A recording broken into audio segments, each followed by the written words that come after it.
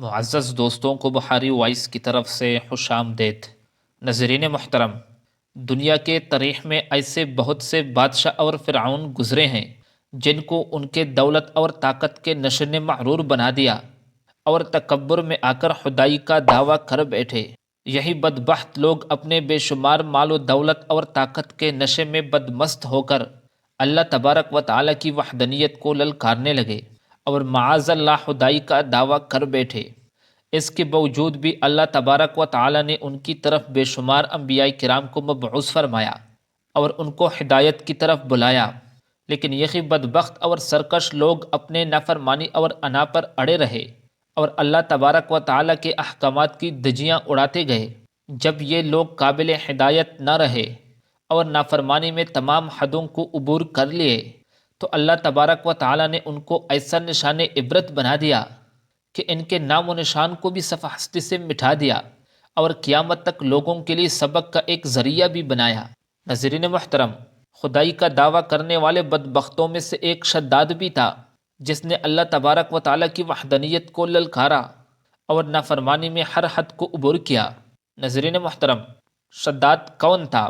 کس طرح انہوں نے اللہ تبارک و تعالیٰ کی نافرمانی کر کے خدائی کا دعویٰ کیا اور کس طرح انہوں نے حقیقی جنت کے مقابلے میں اس دنیا میں جنت بنائی، اور یہی جنت کتنے عرصے میں تیار ہوئی۔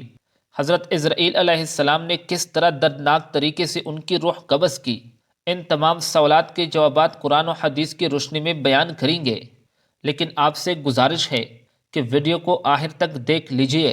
ناظرین محترم، شداد کا تعلق دنیا کے ان قوم میں سے تھا جس کو دنیا میں سب سے پاورفل قوم ہونے کا اعزاز حاصل ہے۔ اس قوم کی طرح طاقت نہ ان سے پہلے کسی کو دی گئی تھی اور نہ اس کے بعد کسی کو نصیب ہوا۔ اس عظیم قوم کو تاریخ کے اوراق میں قوم عاد کہا جاتا ہے، جو ارم نام کی بستی میں رہا کرتے تھے، اس لیے انہیں عاد ارم بھی کہا جاتا ہے۔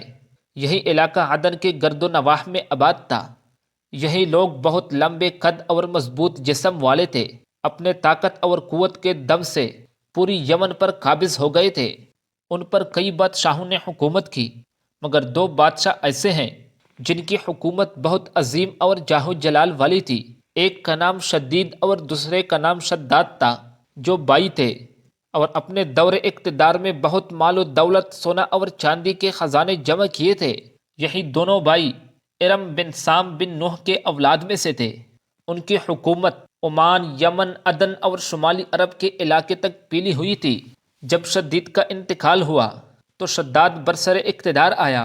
وہ بہت مغرور اور مال و دولت کے نشے میں بدمست تھا۔ انہوں نے تمام قبائل کے سردار اور بادشاہوں کو اپنا مطیع اور فرمان بردار بنا دیا۔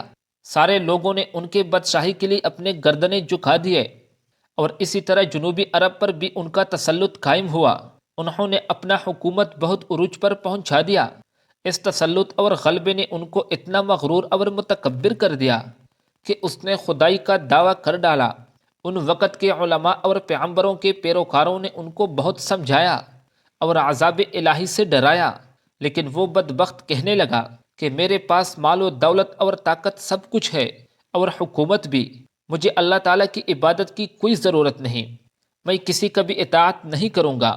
ناظرین محترم، خدائی کے دعوے کے ساتھ ساتھ شداد نے کہا کہ میں اس دنیا میں ایسا عالی شان جنت بناؤں گا جو حقیقی جنت کی طرح ہوگا، کیونکہ اس نے حضرت ہود علیہ السلام سے جنت کے نعمتوں اور خوبصورتی کا تذکرہ سن رکھا تھا، اس لیے اس بدبخت نے دنیا میں جنت بنانے کا ارادہ کیا۔ وہ کہتا تھا کہ مجھے اس جنت کی کوئی ضرورت نہیں، معاذ اللہ جو خدا نے بنائی ہے ایسی جنت تو میں دنیا میں ہی بناؤں گا۔ وہ مال و دولت اور بادشاہی کے نشے میں ڈوبا ہوا تھا۔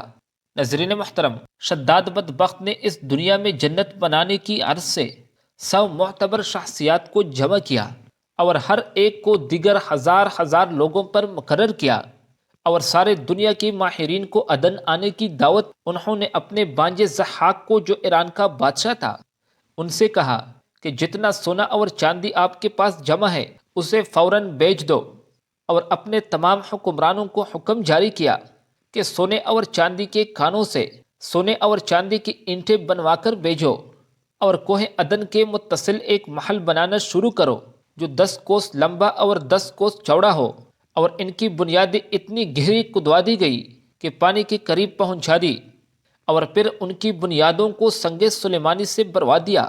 جب بنیادی بر کر زمین کے برابر ہو گئی اور ان پر سونے اور چاندی کی اینٹیں رکھنا شروع کر دیے، اور ان دیواروں کی لمبائی اس وقت کے حساب سے 100 گز مقرر کی گئی، جب سورج نکلتا تو سونے اور چاندی چمکنے لگتے۔ ناظرین محترم، اس چار دیواری کے اندر 1000 محل تعمیر کیے گئے۔ ہر محل 1000 ستونوں والا تھا۔ ہر ستون کو جواہرات سے آراستہ کیا گیا، اور پھر اس کے درمیان ایک نہر بنوائی گئی، اور اس بڑی نہر سے چھوٹی چھوٹی نہریں لے جائی گئی۔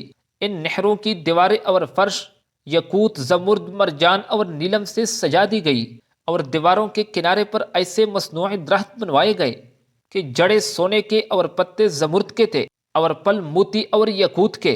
شہر کے دکانوں اور دیواروں کو مشک و زعفران، عنبر اور گلاب سے سکل کیا گیا۔ یاقوت اور جواہرات کے خوبصورت پرندے اینٹوں پر بٹھائے گئے۔ جب تعمیر مکمل ہوا تو حکم دیا کہ سارے شہر میں ریشم کے قلین بچھا دیے جائے۔ بعض روایتوں میں آتا ہے کہ اس جنت کو مکمل ہونے میں 12 سال لگے۔ جب شداد کی جنت تیار ہوئی اور اس کو آنے کی اطلاع دی گئی تو وہ بہت بڑے لشکر کے ساتھ انتہائی متکبرانہ انداز میں روانہ ہوا، اور سارے شہر والے اس کے استقبال کے لیے شہر کے دروازے پر آ گئے۔